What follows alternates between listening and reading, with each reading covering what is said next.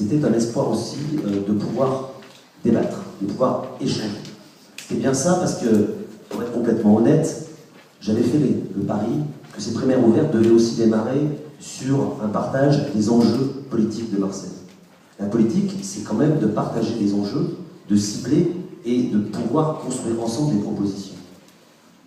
Ce temps-là, qui aurait pu être le temps justement, quand on est dans une démarche de chercher des parrainages citoyens et chercher des parrainages militants, ce temps-là n'a pas été possible.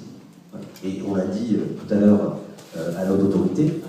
Et donc, pour moi, la première étape de ce processus est un échec pour le Parti socialiste, collectivement. Pas une section, pas une organisation de la fédération qui aurait pu, ne serait-ce qu'inviter tous les militants de Marseille, une date. Voilà, c'était tellement simple.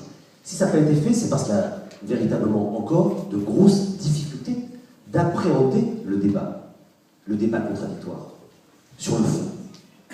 Et ça a été aussi un des moteurs de ma candidature. Parce que ma candidature, elle n'est pas uniquement personnelle.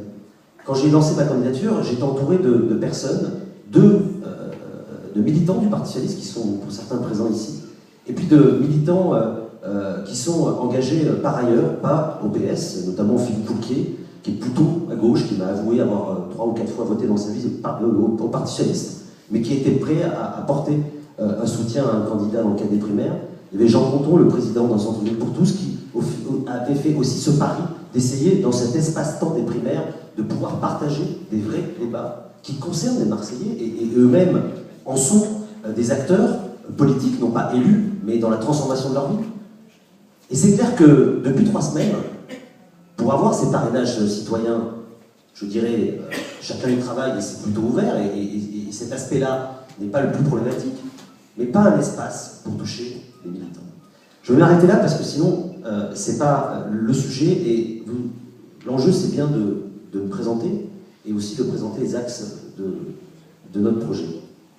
D'abord, me présenter en 10 secondes. Donc je suis militant du Parti socialiste depuis presque 20 ans, plus de 20 ans même, et j'ai fait partie de l'équipe fondatrice du mouvement des jeunes socialistes à la conquête de l'autonomie à partir de 1993, où j'en ai pris des responsabilités jusqu'à en être numéro 2 à Paris pendant 2 ans. Donc j'ai eu une carrière de jeune apparatchik du MJS qui m'a énormément, on va dire, appris dans l'appareil. Mais malheureusement, sans doute parce que je ne suis pas quelqu'un qui a ce plaisir particulier, j'ai eu besoin de mener aussi un engagement politique beaucoup plus concret dans le champ de l'éducation populaire. Et donc après, je me suis investi dans une fédération d'éducation populaire en tant qu'administrateur national, et depuis 10 ans, je m'investis beaucoup dans ce champ-là, dans l'éducation populaire, et sur Marseille notamment, dans certains engagements, j'en parlerai tout à l'heure. Mais j'ai toujours été adhérent, considérant qu'il fallait avoir un pied dans le parti pour essayer de le transformer de l'intérieur, et en même temps un pied dans la société civile, dans l'action, pour aussi permettre de diffuser nos idées.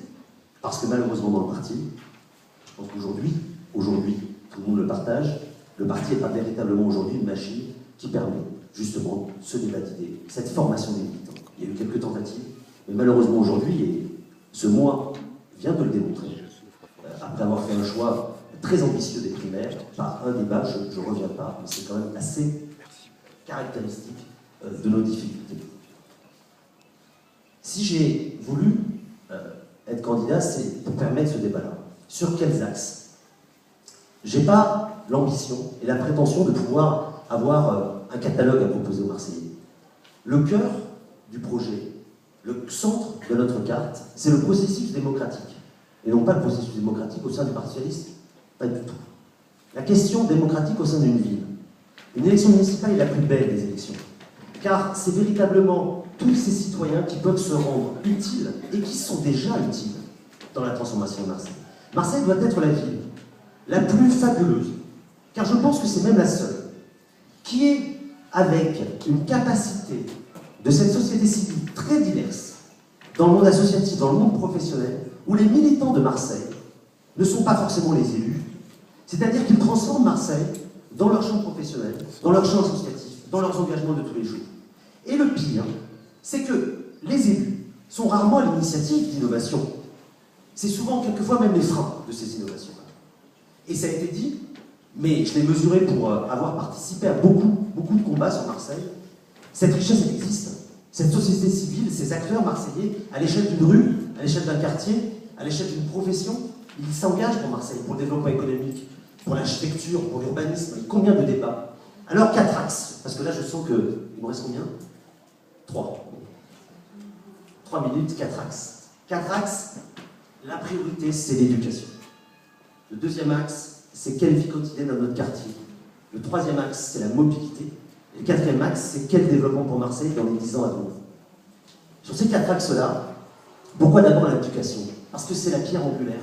C'est la compétence première d'une ville, autour de son école, autour de ses crèches. C'est la pierre angulaire de la reconquête pour nous, de nos quartiers. Et notamment de toutes ces cités où c'est souvent le seul équipement public. Et c'est souvent le seul équipement public qui encore permet de faire se rencontrer différents acteurs, qui y travaillent ou qui y vivent. À la sortie, il y a les parents, il y a les enfants, il y a les professeurs, il y a les employés municipaux. Ce constat aujourd'hui est terrible. Je ne parle pas du bilan, on aurait pu en parler d'ailleurs il y a quelques mois, de tirer ce bilan de Gaudin. Chacun l'a fait dans son coin. Aujourd'hui, il est terrible, alors que dans un an, il y a le projet, la loi qui est maintenant votée, de la réforme des rythmes éducatifs. Comment nous allons construire cette réforme sur Marseille? Alors que le cœur de cette réforme, c'est un projet partenarial. Et cet enjeu-là, et l'enjeu que je propose, l'engagement de la ville, ce n'est pas de décider à la place des profs ou à la place des employés municipaux, c'est de pouvoir assurer le processus démocratique qui permet à tous ces acteurs de se parler et de construire à l'échelle de l'école un contrat éducatif local. La loi le permet, et ce n'est pas uniquement la loi, c'est une question de volonté politique. Et parce que le maire est aussi compétent, ce que je propose concrètement, pour enclencher ce processus, c'est pas de tripler la police municipale dans ces quartiers. C'est de mettre un employé municipal, profil plutôt animateur, plutôt catégorie B, pour démontrer la volonté justement de la ville. Dans chaque école, qui soit le référent du directeur, et qui soit le coordinateur de l'ensemble de ces employés municipaux, ADSEM ou AT, qui souvent ont le sentiment de ne pas être écoutés par le corps enseignant. Cet animateur-là aura vocation à coordonner l'ensemble des agents municipaux, à travailler en lien avec les enseignants et surtout avec les parents. Comme première étape d'un processus de reconquête du quartier, et ça a été dit, de lien social qui aujourd'hui est éclaté. Deuxième axe, la vie quotidienne de notre quartier. Aujourd'hui, dans nos quartiers, c'est fini. Alors, je conclue. Je conclue sur un exemple, je vais conclure en 1 minute quand même. Autre enjeu majeur, c'est la question de la ville et de sa construction.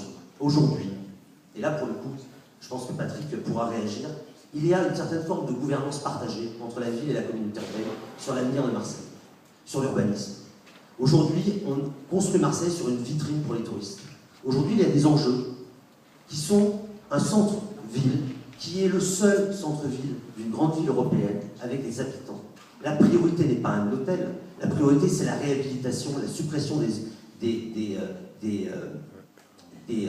tout l'habitat insalubre dans le centre-ville notamment, et de reconstruire le lien. Il y a aujourd'hui, sur le PLU qui vient d'être voté et qui va être validé par la communauté urbaine, on aura échangé, Patrick. Il y a des enjeux, par exemple, de 30 obligations, ce qu'on appelle les patates, sur le territoire pour faire du logement social.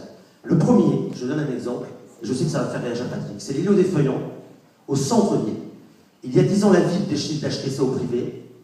10 ans après, ils revendent pour 2 500 000 à un promoteur privé, alors que le coût, c'est 6 millions. Pour faire un hôtel, 3 étoiles et une brasserie. L'îlot des Feuillants, c'est entre la Canebière et Noailles. Il y avait évidemment d'autres projets en lien avec les habitants, les usages du quartier, pour pouvoir inventer un autre avenir que seulement de l'hôtel. Excusez-moi d'être... Il y avait d'autres sujets, mais on y reviendra dans les questions. Voilà, je pense que c'est comme ça.